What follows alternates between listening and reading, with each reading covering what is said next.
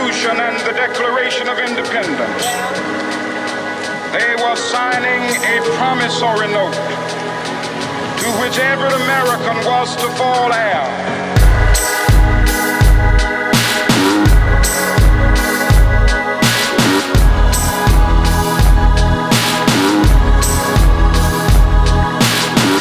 If your skin is brown, dark as night or tan, when the powers that be look at you, all they see is a black man.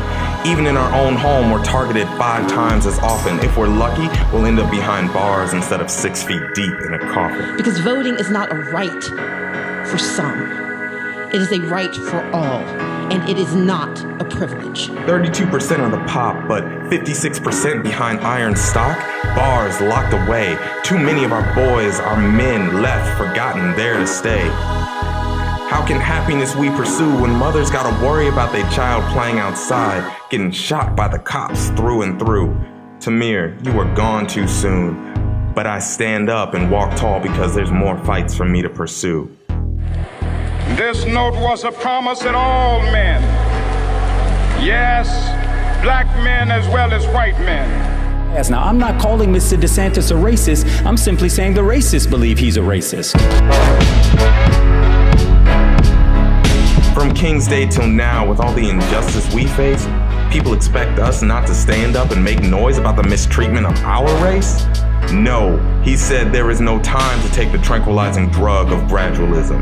Not with all the cracks and divisive divisions our government has set forth to keep our people from rising up from our schisms. And the guarantees of civil rights, when will you be satisfied? He said we can never be satisfied as long as the Negro is the victim of unspeakable police brutality, with black boys and men whose encounters end in fatality.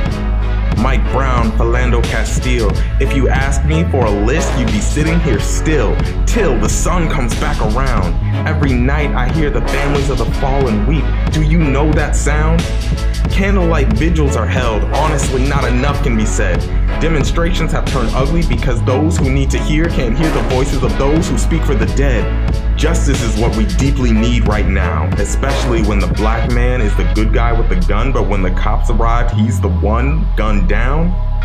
Jamel, bar security guard, took his job seriously, knowing how to play hard. Stopped what could have been a deadly night, but when the police arrived, they saw a black man with a gun, and just like that, they fired on sight. But Dylan Roof, killer of 9, is apprehended, given a bulletproof vest, and marched out just fine.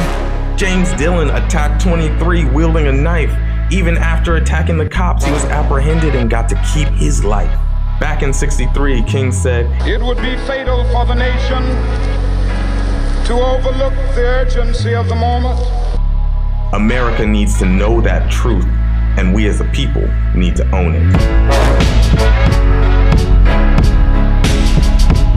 Look at this point in time. Nazis walking freely within our own land, a tyrant building a wall, a racist legacy that only exists so he can say, look at this is mine. A city of our own without clean water for year number 2. Welcome to America. It's apparently what we do.